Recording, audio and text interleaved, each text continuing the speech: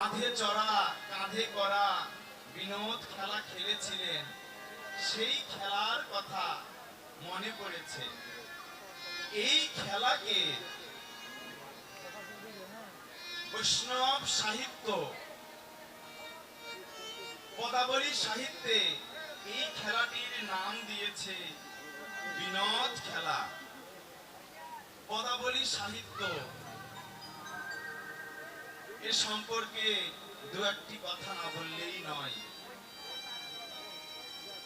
যেই পদাবলী সাহিত্য নিয়ে আমরা চর্চা পরিচর্চা করছি এবং এই পদাবলীর সাহিত্যের বদৌলতেই আজ গ্রামে গ্রামে পাড়ায় পাড়ায় দেশে দেশে এমন করে লীলা কীর্তন পদাবলী সাহিত্য চর্চা হচ্ছে।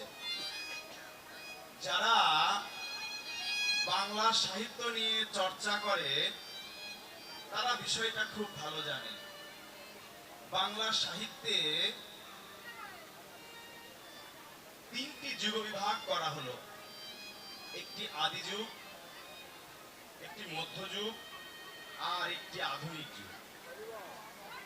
আদি যুগের ব্যাপ্তিকাল 650 থেকে 1200, মধ্যযুগ বাংলা সাহিত্যে 1200 থেকে 1800, আর আধুনিক যুগ 1800 খ্রিস্টাব্দ থেকে বর্তমান।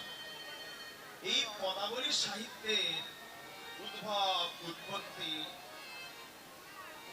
সাহিত্যিকগণ পর্যালোচনা গবেষণা করে বললেন মধ্যযুগ। মধ্যযুগে পদাবলী সাহিত্যের উদ্ভব। মঙ্গল কাব্য এবং পদাবলী সাহিত্য এই দুটি মধ্যযুগে বাংলা সাহিত্যের কি বড় যে রত্ন, এটি বলে বোঝাবার ভাষা নাই। বাংলা সাহিত্যে প্রবন্ধ রচনা, উপন্যাস, নাটক অনেকগুলো শাখা আছে। এগুলো এসেছে ইংরেজি সাহিত্য থেকে। আমার ছোট ভাই ইংরেজি সাহিত্যের মানুষ, ইংরেজি সাহিত্যে স্নাতকোত্তর ও আরো বেশি ভালো জানে, তাই ওর সামনে ইংরেজি সাহিত্য নিয়ে বেশি আর না বলি, বলা বাহুল্য, বাংলা সাহিত্যেই বলি। তো এগুলো এসেছে ইংরেজি সাহিত্য থেকে অনুকরণ অনুসরণের মাধ্যমে।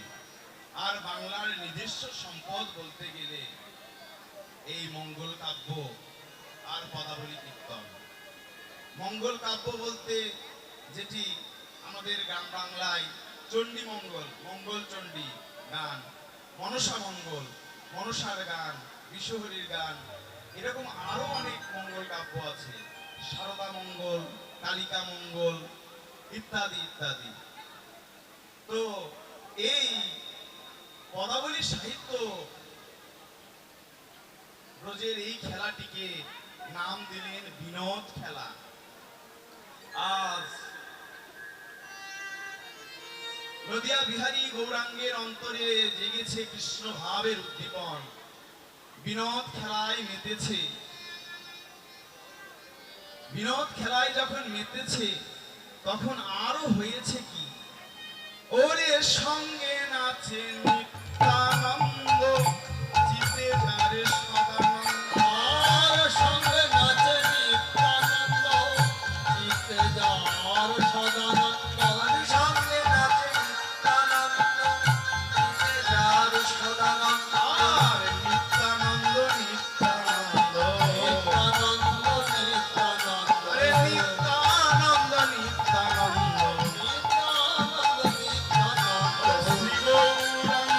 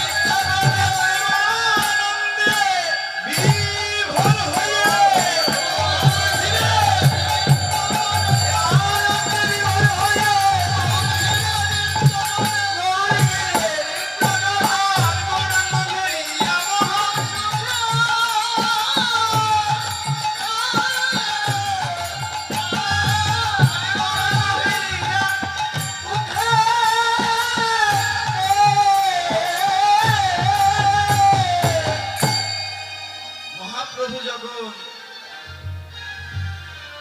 ব্রজভাবে বিভোর হয়েছে, তখন ব্রজের যারা পরিকর নদে তো তারাই এসেছে।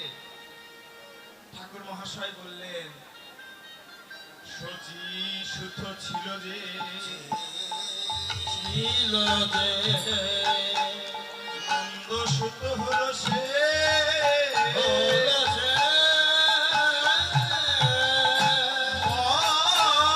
বলরাম হইল নিতাই।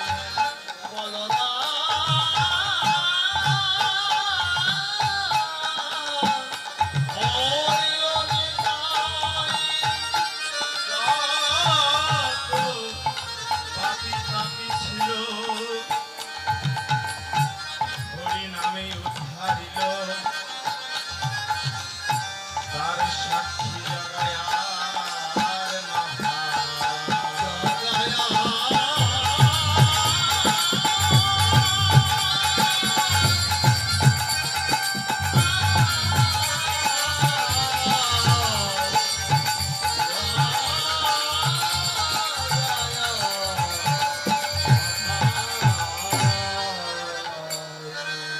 গৌর যখন ব্রজভাবে বিভোর হয়েছে,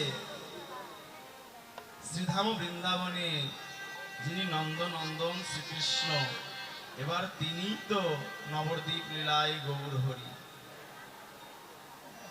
শ্রীধাম বৃন্দাবনে যিনি বলরাম দাদা, তিনি তো এবার নিত্যানন্দ। শ্রীধাম নব বৃন্দাবনে যে উজ্জ্বল শাখা, সেই তো আজ অদ্বৈত আচার্য। কিন্তু অদ্বৈত আচার্যে সদাই শিবের অবতার বটে, তার সাথে উজ্জ্বল শাখার ভাব সংমিশ্রিত আছে। ব্রজে যিনি গৌরীদাস, নদিয়ায় তিনি অভিরাম। ব্রজের যারা পরিকর নদে তারাই এসেছে। মহাপ্রভু ব্রজভাবে বিভোর হয়ে সুরধনী গঙ্গার কূলে গঙ্গাকে দেখে মনে পড়েছে শ্রীধাম বৃন্দাবনের যমুনার কথা। সখাগণকে দেখে মনে হয়েছে, পরিকরদের দেখে মনে হয়েছে ব্রজের সখাদের কথা। সেই ভাবে বিভোর হয়ে নৃত্য করছে। এমন সময় মহাপ্রভুর চোখ পড়েছে দিবসের পরিণতির দিকে। সূর্যদেব পশ্চিম দিগন্তে ঢলে পড়েছে। পশ্চিম দিক চক্রবাল ভেদ করে অস্তাচলে হেলে পড়েছে। এমন সময় দিবসের পরিণতির কথা মনে পড়ে দেখে মনে পড়েছে মায়ের কথা। মায়ের কথা মনে পড়ে ওরে বেলি অব